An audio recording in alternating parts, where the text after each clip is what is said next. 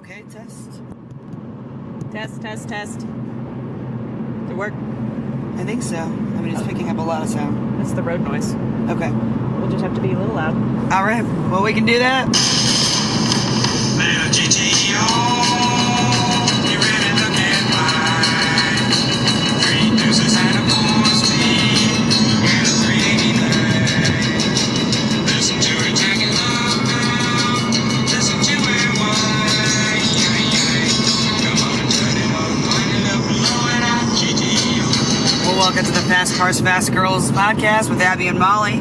This is our special road edition. The Race Report Road Edition Race Report.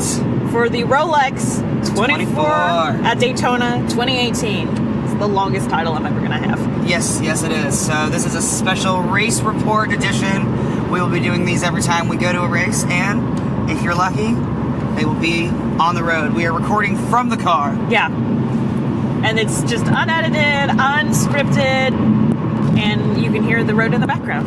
You sure can. So it's almost like you're road tripping with us. It is like you're road tripping with us. But before we get into that, like 2 or 3 news things real quick. We do have a few news things, so let's warm up those tires.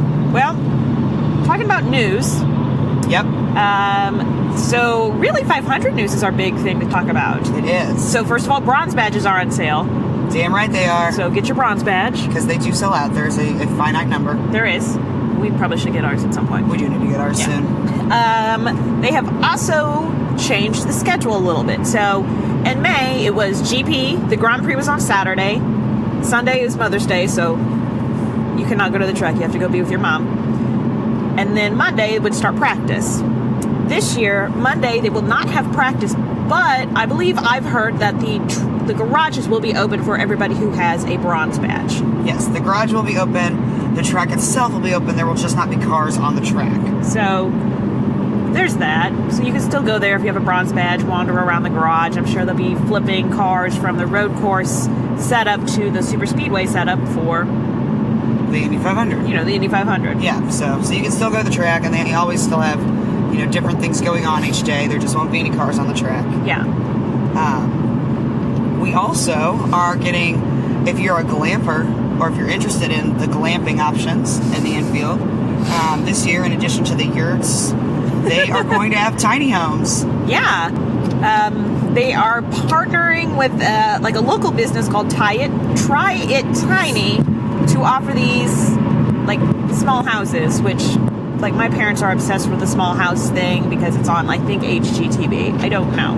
Oh yeah, no, there's I think 7 different tiny home shows. Now don't get me wrong, I find them super interesting and how they fold everything in and everything's got a dual purpose, but I could never fucking live in one. No, I couldn't do it either. Oh hell no. No. So it'll run you about $3,000, and you can use it from Thursday through Monday at the track. Interesting. Yeah. But it has a kitchen and all that business. It's a small house. I didn't know if it would have a bathroom or not. Anyway, that literally just got released as we were recording, so... Yep, so that just happened. Look at us not breaking news. I know it. Well, at least we found out about it before we recorded this time. Yeah, usually it's the opposite. Usually it's afterwards. I mean, we're still waiting on Dale. Still waiting on that. Still waiting on Dale. We also are still waiting on Carb Day bands. Yeah. All right. Well, we're going to get to our race report. It's been a great weekend. Very active weekend. If you didn't already follow us on social media, you definitely should, because we had some great stuff this weekend. We're going to continue to post things on our other, across all sites. But our website is probably the easiest place to go to just find everything. FastCarsFastGirls.com. You can find our Twitter, our Facebook, our Instagram, all of that. Instagram is at FastCarsFastGirls. Twitter is at FastCarsIn317. Facebook is Facebook.com/FastCarsFastGirls. And then Snapchat is FastCarsFSTGRLS. Perfect. So, and you can subscribe from there as well. And we're on Spotify! So excited. That actually came across the email when we were at Daytona, so I was real excited to get that, I think Thursday or Friday morning. Yeah, we're at some point. We're kind of a big deal, guys. I mean, we're on Spotify. No big. I mean, no autographs yet, please, though. Yeah. It's just saying. So. No questions. No, I will not be taking questions. JK, we always take questions. Yes. We'll answer it. But yeah, check out the website because at some point this week the pictures will be uploaded. We'll get a review written up after we record this. I'll somehow write a review of it. Yeah. I don't know how that's going to work, but I'll probably write up a little report today too. I don't have to go back to work till Thursday, so. Ah, well, that's nice. Yeah, it is nice. It is. All right, race report. All right, here we go. Daytona. First time to Daytona. First time to a world endurance race or an endurance road race. Yes. So, a lot of firsts. A lot of firsts for us. We got there. We weren't even there 5 minutes. And every interaction we had with the staff there was just stellar. It was a really good staff interaction. Yeah, they were all very helpful, great attitudes. I mean, it was, for never having been there, they gave very clear directions, and we were very impressed. Yes. Because that's not always the case when you go places. No, and we're kind of spoiled, so. We are spoiled because we love our yellow shirts. And I have a high level of expectation because of our yellow shirts. We expect excellence. We do. And I think they did okay with that. So yeah, no, they did very well. It's a very interesting track, by the way. It is an interesting track. They call it like the Motorsport Stadium, and having sat up at the top, like I get it. Yeah, it feels like a stadium. It does. I mean, it's even got the stadium seats with the fold-down seats and everything. It's not benches like ours. Which the seats were kind of nice. They were kind of nice, actually. Yeah, I enjoyed them. So we left late Wednesday. We did. We left late Wednesday. We drove straight through the night. Because we're crazy. Hit a Walmart and got there at, I don't know, 10 a.m. Yeah, sounds about right. Yep. Set up camp. On the infield. Right near turn... NASCAR turn 3? I don't know. I think it's NASCAR turn 3. I tried to give directions. It doesn't work out a lot. Yeah, I don't know. So, it was interesting to camp inside that track. It was very fun. It was. Because I know, so we've done Mid-Ohio, not Road America, Mid-Ohio, and that camping is outside of the track. It is. And Gateway, the camping is outside of the track, yes. So to camp inside when there's cars going around, it was a unique opportunity, an experience. It was very cool. I thought it was very fun to be inside the track. Mm-hmm. Although what was weird was, so we were camping in the track, you get to drive into the track, whatever. But if you wanted to go watch from the stadium seats, you actually have to leave the track and then come back in. Yeah, that was odd. You had to take a shuttle, and they would scan your armband because you would be leaving the track, and then they would scan you back in. Yeah. It's very interesting. I don't know. Things like that kind of eat at my logistical living part. Like, yeah. There's a better way to do this. And they got it working. I was just like, I don't know. Yeah. So the general atmosphere of everybody, what do you think? It was a mixed crowd. It was. Because I think there are general endurance races that are just the endurance race drivers. Yes. But because this is, the big one that pulls a lot of big names, so you had people from all of the racing. Sometimes, really. Yes. You had NASCAR fans, you had IndyCar fans, you had F1 fans. The endurance fans were all there because this is their big kickoff. So it was interesting because we're used to IndyCar fans, and I think every fan group has like its own sort of characters and personality. Mm-hmm. And I'll say again, IndyCar fans walk faster than other fans. They really do. I mean, honest to God. Because we got shit to do. Our cars go fast and we go fast. Right? We can't take our sweet time getting to and from places. Our lap times are real quick. Real quick. I thought it was fun. I mean, it was good. It was almost like going to a music festival, but with race cars. You meet all your neighbors that are camping around you. Everybody becomes friends. Yeah. If you need something, people are happy to help you. You help out people if they need something. It's you become a big family when y'all camp together for 4 days because it's a pretty intimate experience. I mean, yeah. Yeah. So I enjoyed it. I thought it was super fucking fun. It was very fun. Yeah. It was. We did find out that we cannot sleep through race cars. Not all of them. Not all of them. Some of them, yes. Indy cars, yeah, I think if it was like a 24-hour IndyCar race, which will never happen. No. We could sleep through that. Easily. But yeah, that GT class. Some of them. And some of those damn Cadillac engines. Fuck. Really growly. Yeah, really deep and growly, the kind that just wakes you right up out of any kind of a sleep you might have had. And I think you and I talked about it because if you would have heard that noise in your car, that's the panic of I have to get this to somebody ASAP. Yeah, but on that car it's not a bad noise, but we've been conditioned to go, oh God, no. Yeah. So we got a new strategy for next year. We do. We're gonna sleep a lot more on the front end, and we're just gonna stay up the whole 24 hours. I think that's it. We're gonna pull a Penske. Yeah, we're gonna pull a Penske. All right. So, all right, and then some non-car watching activities. What did we do that was non-car watching? Well, they had a Ferris wheel. Oh, we did not get on the Ferris wheel, but they had a Ferris wheel. They had some swings, like a carnival ride. Swing. Yeah. They had fireworks. That was really cool. That was super cool. At 11 o'clock on Saturday night, they had fireworks, and it was a great fireworks show. Yeah, I mean, it wasn't long, but it was consistent, and they had like the fun ones, and I don't know. We were able to watch it right at the International Horseshoe, so there were cars flying around in front of us and fireworks right above our head. And it was heaven. I mean, that's heaven. It was great. Shit's exploding on the sky, cars going around me. Let's go. Yeah, that was great. That was awesome. So, on to the race. On to the race itself. Hold on. So the tires on the prototype. Yeah. There was a little fight between the teams and Continental Tire, because Continental provides the tires for this, and there were issues with the tires not holding up, and with them having issues becoming punctures and tire failures. In fact, Wayne Taylor Racing, who won the 2016 running of the Rolex 24, they actually had to retire from the race with 6.5 hours remaining.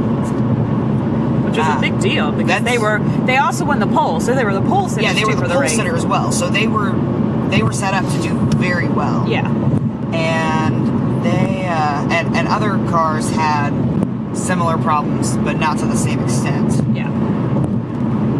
So, yeah, they decided for the safety of their drivers, they were going to step out of the race. Continental basically said that there was nothing wrong with their tires, and that they were just pushing the limits of the specs and what they can and can't do.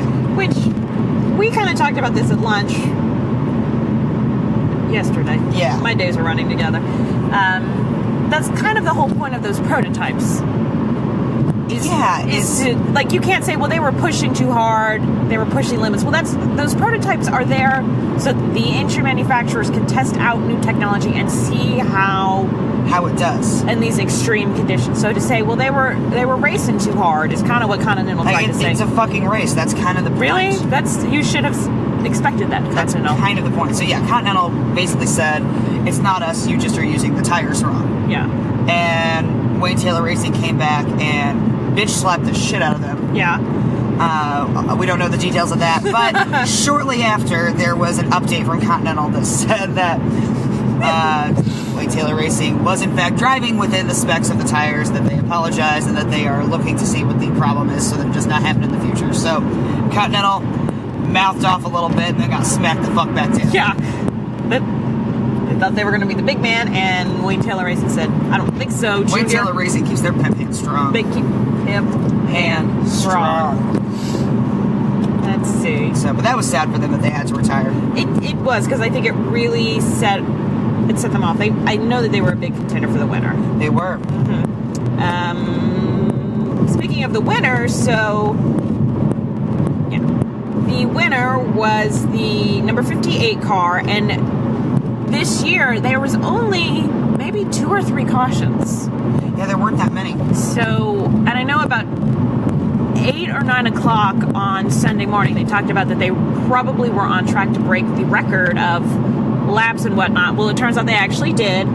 They did. They smashed it. They did. So the number 5 car, the winner, turned 108 laps, equaling 2,876.48 miles. Wow. That's a lot of miles. I think that's what we're pulling. Yeah, I think it had to be more laps than that, because the lap count up the top on the pylon was like 800. I have 808. Oh, you said 108. I'm sorry, 808. I'm like, there's no way it was 108. Yeah, 808. I stared at it and flipped it. I'm running on about 6 hours. Sorry. Yeah, so 808. Yes, 808 laps. Which, yeah, on the pylon, it would show lap number up at the top, and I Snapchatted that when we were right around 800. I was just like, it's just crazy. It's crazy to us. It's crazy to us. That's awesome. Yeah. Just awesome. So there was, let's see. There was another, controversial issue. There was a little refueling issue with one of the GT teams. They actually got held for a penalty because they were not spending enough time in their pits refueling. Basically, IMSA puts sensors in and fixes your gas tank so that you cannot cheat and fill up faster or anything like that. And this team says that they were not cheating. They were just, in fact, more efficient, working smarter, not harder. And IMSA said, yeah, we don't believe you. We can't really prove you were cheating, but we think that you were. So they held them in the pits for 5 minutes, which put them a full lap behind, and they never regained that. And they were the leader in their class at that time. So, here's my issue. And I know that actions by race control are not appealable. So, sure, they're basically fucked. But the fact that race control is like, we think you're doing something wrong, but we can't prove it, that's dangerous. It's dangerous to me. I mean, if they can't prove it, they're just like, maybe, but maybe not, but we're going to go ahead and penalize you. If they had a little bit more proof than just, we think you're refueling too fast. I feel like their proof is that they've got God knows how many physicists and mechanical engineers that work to create this system that can look at it and say it's physically impossible for them to do X, Y, and Z if they're following these rules. But I would think the team would have the exact same amount of physicists, and I just wish there was something more than our sensors are showing you're refueling too fast or you're cheating. Yeah. That's what I wish they would have. A little bit more than, you're refueling too fast, you're cheating. Yeah.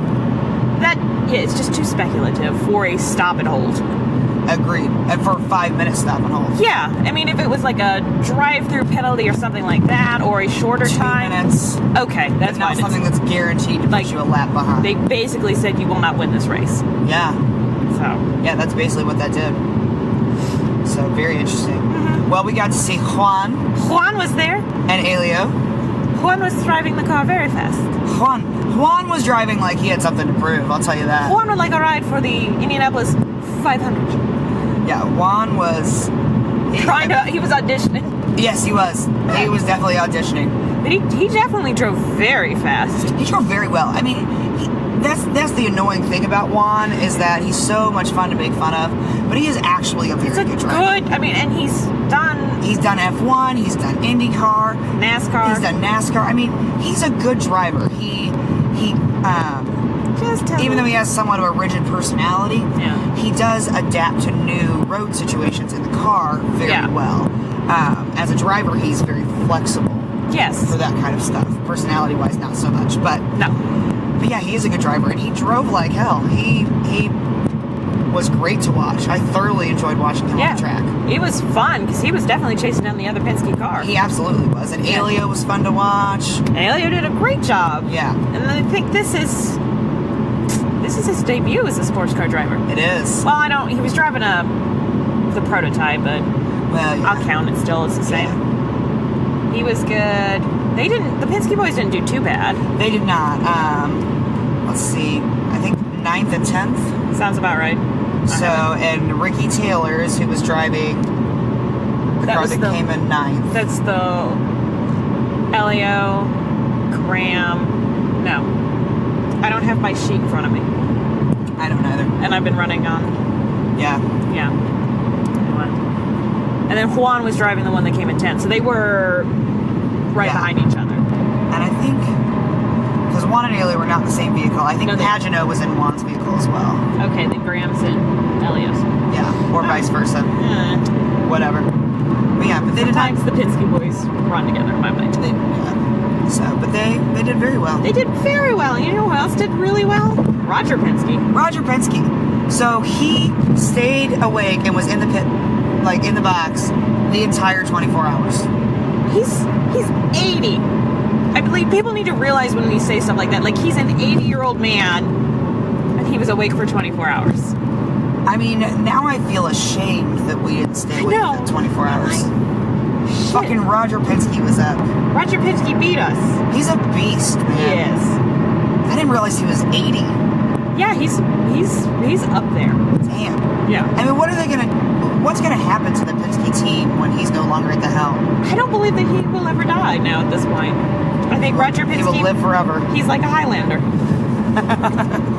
Maybe. He will live forever. But yeah. And you know who he reminds me of? Yeah. Bill Belichick. Oh my gosh. Thank you. I said the exact same thing to my family when I was watching the game last weekend. Like, they could be long-lost brothers, because they both... The headpiece, they stand with their arms kind of crossed. They almost kind of have a very similar facial build. They all kind of have, they both have that almost resting bitch face when like they're... the man equivalent. Yeah. Like resting, cranky grandpa face. Yeah, resting grumpy face. Or I like grumpy face better, yeah. RGF. Yes. But they're giving nothing away. They're all business. You will not, you cannot get anything from their face. Like, is it going good? Is it going bad? I don't know. I don't know. I don't know. They both like to cover up their mouths when they talk. Yes. So that you can't see what they're saying. So definitely, I am on board with the Penske-Belichick thing. Yeah. They might actually just be the same person. It's possible. I've not seen them in the same room together. Clones of one another. Or they're both each Highlanders, and at one point they're going to fight each other. I'm going to put my money on Roger. My money's on Penske for sure. I mean, I'm just going to put us on Roger. Yeah. Let's see some other... Because Roger Penske will kick your ass, and he'll do it in khakis and a polo. Belichick's always wearing a sweatshirt. Yeah, he got that hoodie on. Yeah. It's cheap. I wear hoodies all the time. Yeah. It's fine.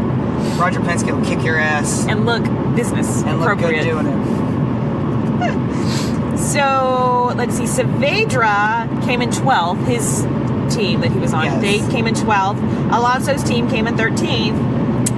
And then Scott Dixon and his team won their category. Yeah, they did. The GTLM. Yay! So, yet another watch for Scott. Yep. Another watch for Scott, which we tweeted at him. And made some joke about him not going to the Taco Bell. Maybe you should go to Taco Bell anymore. Maybe you shouldn't go to Taco Bell wearing that watch. Skip Taco Bell again. But yeah, we also saw Scott Dixon. We did. We did. He was on a golf cart and he was driving to this area where the drivers were all eating because we went down a road that we probably shouldn't have gone down, but nobody stopped us. I mean, how are you going to enforce it? How are you going to enforce it? So, but we definitely saw him on a golf cart and he was heading to where they were eating. But it was in the middle of the race. It was in the middle of the night, Saturday night, and so we did not stop him and ask him for a picture because he was on a man. He was a man on a mission for a sandwich. Yeah. Yeah. A man needed some food, and I don't want to fuck up anybody's drive. Not on like an endurance race type thing. No, I don't mess with that. But we did see him. We just did not get a picture with him. Yeah, he looked good. He did. That category, they also turned more laps in that category this year since like the 1980s. Yeah. So another lap record broken. Yeah. That's kind of fun. It's a good one to go to. It was a good one to kind of cut our teeth on.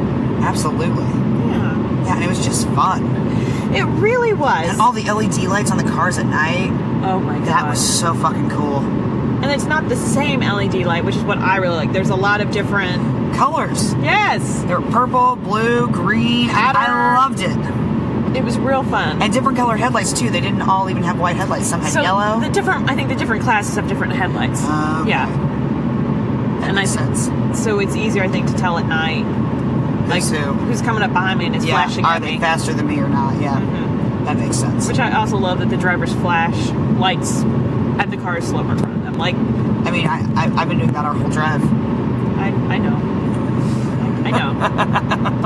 It's fine. Did you see the person last night that I flipped my brights on and I didn't even flash. I just left them on. I was there for them. Yeah. Yeah. I mean, it's fine. It wasn't fine. They were going way too slow in the fast lane. Well, I meant that we're still here and we're nearly home. It's true. So, but yeah, very exciting. So, overall lap record broken for the GTLM class. And then, Chip Ganassi also got their 200th win with the Dixon's Oh, that's team. right. Yeah. That's crazy.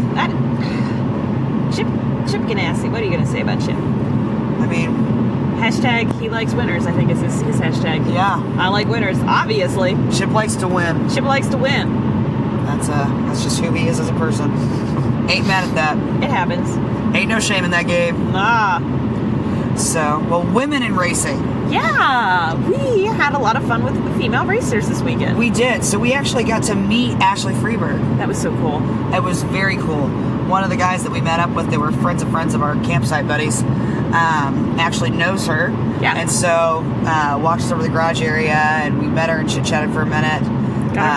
Got a picture. That's who we are. Yep, who we are. And told her good luck, and they did pretty well. They did very well. They ended up getting spun out, but yeah, it was a good run until that happened. It really was. So that's good for her though. That's good publicity that you get in there and the women are just out there fighting just like the other men. Absolutely. Well, and she raced on Friday. Yes. So the BMW thing was on Friday. Yes, and then we did not get a chance to talk to Catherine Legg. No. Every time we went by, we saw her many times, but every time they were like in the middle of a meeting, and by in the middle of a meeting, I mean, she had the entire team around her, and she was going over strategy and what they were going to do. She was running the meeting. HBIC. Yeah. Let's call it. HMFIC. There you go. That's my personal. I like that. HMFIC. She was the head motherfucker in charge. She definitely kept. You could just tell. I was like, yeah. Oh, she's commanding that room. She was, and I was sure she wasn't going to interrupt her to ask for a picture. No! We're going to have to put to work or something if we asked her for a picture. Exactly. Yeah, she did just grab a broom, start bossing us around. Mm-hmm. So, but their team came in second in their class. Which is also awesome. That is awesome. GT. The GTD. Yeah. So, yeah, they came in second in their class, which pretty badass. And I'll tell you, Le Mans has multiple classes. We're not used to that in IndyCar. Right. Having multiple types of classes on the road at the same time. And I was curious as to how it would go, because I feel like as a driver that would be very annoying to me. I agreed with that sentiment. But when we watched it, I assume because they're all so used to it, it seemed to flow very well. It did. And even on curves, it was almost understood. This car will go to the inside, this car will go to the outside to pass when you're coming up. Yes. I don't know if they have, car-to-car communication at all, or if it's just understood that this is how you pass and go around. But I didn't see any major traffic jams. All of the passing I saw from, prototypes, the GTD or the GTLM, it all seemed very smooth. It did seem very smooth, and it's kind of interesting to just sit and watch it, because you can almost kind of tell. Well, in the beginning, the classes were separate, and then when we watched later, you could tell where the prototypes are weaving in and out of traffic, yes, and things like that. It was fun to watch with multiple classes. It really was, and it wasn't a clusterfuck like I thought it was going to be. Sorry, we were getting passed by a truck, and I was cranky. Yeah, but yeah, it wasn't a clusterfuck like I thought it was going to be. Yeah, it was. There was always something to watch. There always was. And it almost felt like there was too much to watch at times. Yes. And somebody had said that to us before the race started on Saturday. They told us on Friday that it's almost sensory overload. I think that's a perfect word for it. It kind of is, but in a good way. Yeah, because at some point, you just kind of sit back. We sat up in the stands for the final 2 hours of the race. We got up pretty high, kind of more. I would say final 3 to 4 hours. We were up there for a while. Yeah, that's true. It was probably 3 or 4. But, for a while, we were trying to track separate things and watch things. And then at one point, you just kind of lean back and you just watch cars. Your eyes just naturally go around, see what's happening. It was nice. Yeah. Lean back. Plus, it was easy to pick out the Penske boys' prototype cars. Yep, those were really easy to pick out. They were white. They looked similar. I was able to find them. There they are. There they are. There's one. Mm-hmm. But yeah, and being up that high, since their track is a little smaller than ours, and they don't have any trees or anything on the inside, you were able to see the entire track from up high in the stands. Yes, it's a very great track. So yeah, for viewing, that was awesome. On point. And I understand why NASCAR fans like it, because you can see the entire tri-oval from high up in the stands. I think you probably could see the tri-oval from a lot more places, but with the kind of with the road course, of the road course. Yeah, with the road course that they were using this weekend. I'm wondering if the flagpoles and the horseshoe could be taken down. they're like permanent. Yeah, I don't know. Because that also would probably help lessen the distraction of views for NASCAR fans. That's true. Just acting like NASCAR fans for 5-year-olds, but I mean, sometimes they can be. Sometimes they can be. So, a few helpful tips for Daytona. Well, we did have the pleasure of meeting Chip. Chip, who is the president of the Daytona International Speedway. And who looks like Stephen Marchant, for anybody who's into British comedy like I am. He does. I was like, oh my Christ. It looks like a thicker Steven. He's a little thicker. Yeah, I'll agree. He looks nice guy. super young too, but he's not. Especially after he read off his, like, you know, we were chatting and he kind of laid out his resume. I was like, damn. Yeah, I mean, he I don't know what you're doing, buddy, but you look really good for your he's got some good genes. supposed age. Because he doesn't look like he's broken 30. No. But he has to have, based on the number of years that he's worked different places. Yes. Anyway, but he was very nice. Came and hung out with us. Obviously, we saw Doug Bowles. I mean, obviously. He came and hung out with us. We had a great time with him, as we always do. Yep. But yeah, so a few things. We wish Daytona had more screens. Especially inside the camping areas in the infield. Yeah, because there were no screens on the inside. So where we were camping, we could only see a short area of the track. And so if you stayed there, which was nice to stay there because our food's there. Yeah. We acquired a couch. Yep. That was so classy, we named it Peg Bundy. We have all of our drinks. Acquire the couch. We as a campsite. The campsite. The compound. The compound. We acquired Peg Bundy. Yes. And nobody ever did come for our photo. We told everybody to meet at 11 at Peg for a photo, and nobody was fucking there at 11. You weren't awake at 11. I woke up specifically. No, I set my alarm and I specifically woke up and I looked out of the tent and the only people who were there were Brian and Debbie. No, the rest of the family were all there. Did you take a picture? No, because you were asleep. Why didn't you come get me? When I looked up, nobody was out there. No, they were kind of waiting around until 11. And then, yeah, like the family that we met. Yeah, the Siles? Yeah, Doug. Huh. Well, I didn't see anybody sitting on the couch, so I went back to bed. They were meandering. No. I was like, those motherfuckers. Well, we didn't get a picture on Peg. But anyhow. Well, we did get a picture on Peg. Well, we did, yes. Yeah. So anyhow, it would have been nice to have a screen because, it's nice to stay at your campsite, you're comfy, you're hanging out.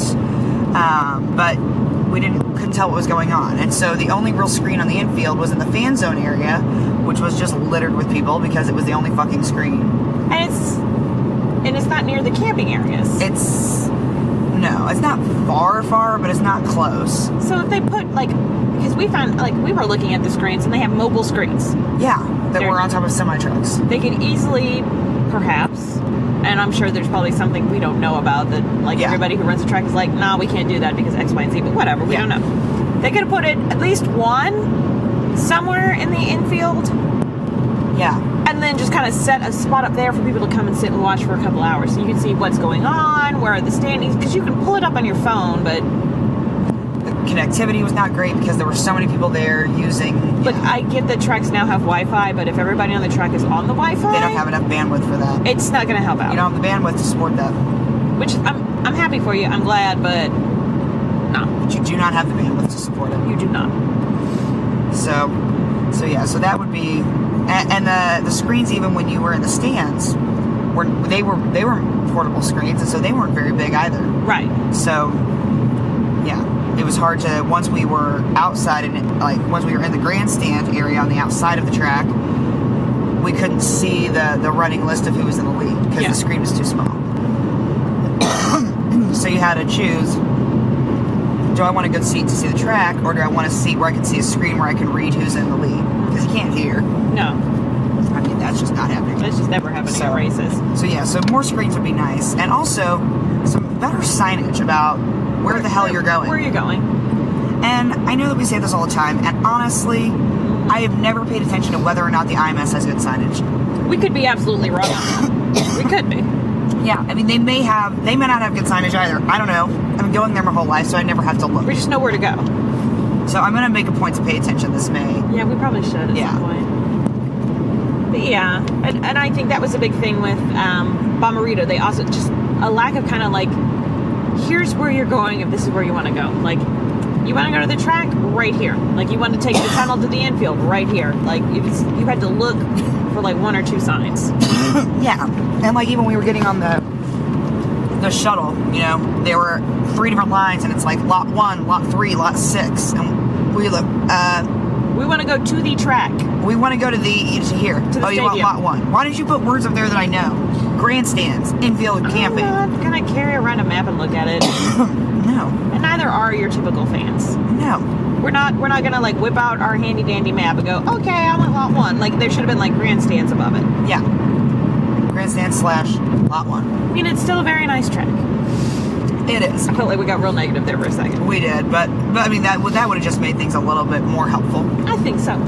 For the times that we were out by ourselves, we were with the other people who'd already been there. They knew right where to go. They They knew were where like, they were follow going. me. Great. And next time we go, we know where everything is now. So, you know, but just that initial, it would be nice. It would be nice.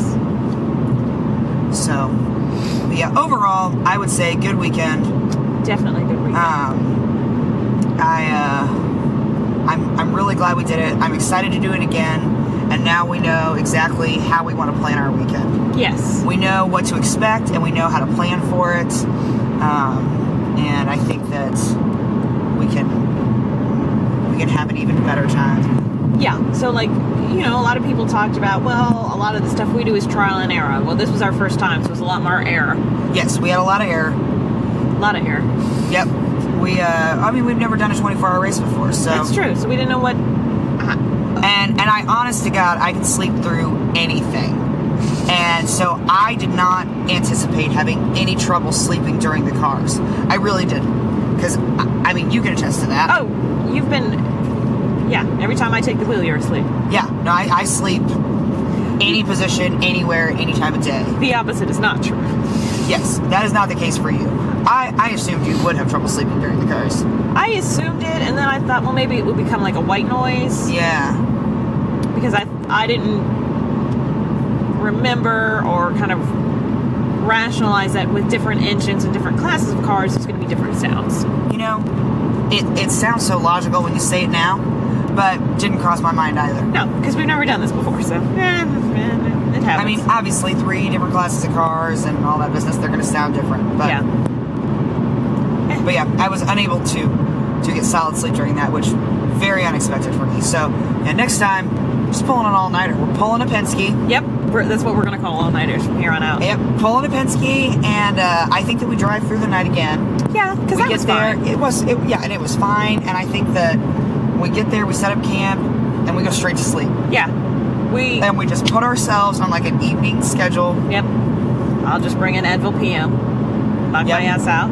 Yep. And then we have a bunch of caffeine and alcohol. And we just post up. Rock out with our motherfucking cocks out. Jeez, oh, Pete. I'm talking taking a blanket and a pillow into the grandstands. I mean, that wasn't on the prohibited list, was it? It wasn't, but I don't know if it doesn't fit in your bag. I might actually just bring my winter coat because it's so long it works as a blanket. It works as a blanket? Yeah. And just snuggle up in the stands. Just kind of hunker on down.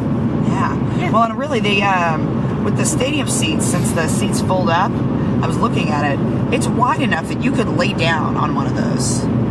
Like on where your feet go. On the kind of top of it? Yeah. Okay. And you could just lay on your side. If you had a pillow, it would hold your head up high enough so it'd come up over the back of the chair. Because, I mean, they are more true stadium seats. They are very true stadium seats. So you could still have an unobstructed view of the track and be laying down. Or just overly caffeinate ourselves. Yeah. And I don't know if they closed, like if we had to get out of the track yesterday, if that was the case, then we just find a hotel. No, I don't think that you do. Okay. I think that everything's open the whole time. Yeah, because you can go into the garages at any point in time. Which some of the guys from our group did go to the garages at 3 a.m. No, I meant Sunday, after the race was over, if they shunt everybody out. You know, I don't know that. But it's fine in a hotel somewhere. Not a big deal. I mean, worst case scenario, drive 5 minutes down the road, go to a hotel, and die. Yeah. Pass out, sleep for 18 hours, then get back on the road. Just power through. So, yeah. So next year, we will definitely know what we're doing. Yes. But it was still very fun. It was a very great experience. I don't think I have any regret of doing it at all. Oh, not at all. Despite the fact that I'm running on maybe 6 hours of sleep. Yeah, we're going to sleep like corpses when we get home. And take about 5 showers. Oh, yeah. I'm just going to use things that have little beads to scrub and get extra dirt and dead skin, like, on my entire body. Yeah. The road track grime is real right now. Yes. Also, I just want to say, having driven through 14,000 states, I do hate the state of Florida. Oh. I hate the state of Florida. The drivers in the state of Florida are the fucking worst. They are, and I don't think they have the pullover, here in Indiana, if you go too slow in the left lane and you are not lapping people, you can get a ticket, which I think is the greatest law ever written. It is. Either speed up or get the fuck out of the way. I mean, let's do this. Apparently in Florida, that's not a thing. Yeah. So I hate Florida. I hate Florida. Oh my gosh. The whole state. It's like God's waiting room. You know what? It's not the nice tropical Camp 4 smell. It's actually just mothballs. The whole state is smelling like mothballs. It does. It reeks. But the weather was not bad. The weather was very nice. We thought we were going to get stormed on. Did not happen. That was really nice. It was really nice. The rain held off until we got in the car and didn't stop until we pulled over. That was not so nice. It was not. Did it rain? I think it stopped raining finally in Tennessee. Kind of. Yeah, because it didn't. It just sprinkled a little bit when I drove. Yeah. When you were driving, you got screwed. It was rain all the way through. Yeah. And I was like, well, if this is the trade-off for not getting rained on during the race, I'll take it. It's true, because that would not have been fun. No. I mean, we were prepared, but... It was also windy. It was very windy. I did not expect it to be that windy. I didn't either. The wind kind of got us. Yeah, the wind made it a lot cooler. Well, and I think, there were weather advisories for the wind in that area, so I don't think it's normally that windy. True. But yeah, that's definitely something we'll plan for, because I had plans of wearing my hair down a few days because it was going to be cooler. Yeah. And that wasn't fucking happening with that wind. Nope. No, I don't think my hair was down at all this week. So, but by the way, oh my God, we forgot to talk about the pre-race. The pre-race festivities. Oh yes. That was insane. I have never been there for like a grid, and I don't think they really do this for IndyCar, but I think it's something that Formula One kind of does. Yeah. Like the parade of cars and the grid walk and everything else. That was a legit experience I will not forget. It was awesome. We were right in the middle of the grass. Go ahead. I say on the track, so they've got grass in the middle of it. Yep, the grass on the track, and our whole group was there, and we got to see all the drivers come out and be announced. They kind of paraded all the cars. I think it was just the LMP cars, so the prototype cars all kind of paraded. They got pushed in front, and then the drivers came out. It was really cool. It was very cool. It was a great spectacle, actually. It was, and then we got to walk across the track to then go to our stands. A lot similar to what you can do the morning of the Indy 500 before they close the gates. Off, yeah, and you can't walk across the track anymore. So that was super cool, and we got to take pictures. We actually had our picture taken by legit photographers many times. Multiple times. Also, shout out to Debbie. Debbie and Brian at Indy 500 Pirates.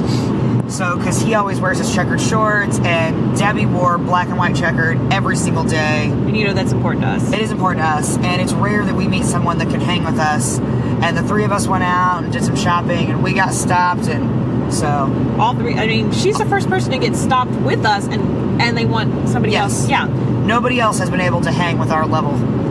But Debbie brought her A game. She did, and it's not her first rodeo. It's not, and I'm still jealous of her Tupperware Rubbermaid organization skills. Oh my gosh, she has it down to a science. Like, I'm going to spend hours plotting. We're going to talk about planning with her next year, because she obviously hasn't figured out. Yeah, I'm already thinking about St. Pete. Yeah. I mean... Yeah, she's got it down. Yeah. So, but yeah, we... And let's talk about the banking, because we're used to that 9-degree banking on our track. The banking on these is ridiculous. You read the amount and you're like, okay, but when you are standing at the I hate Indiana. It's snowing right now. Oh my God. When you are standing Definitely not in Florida.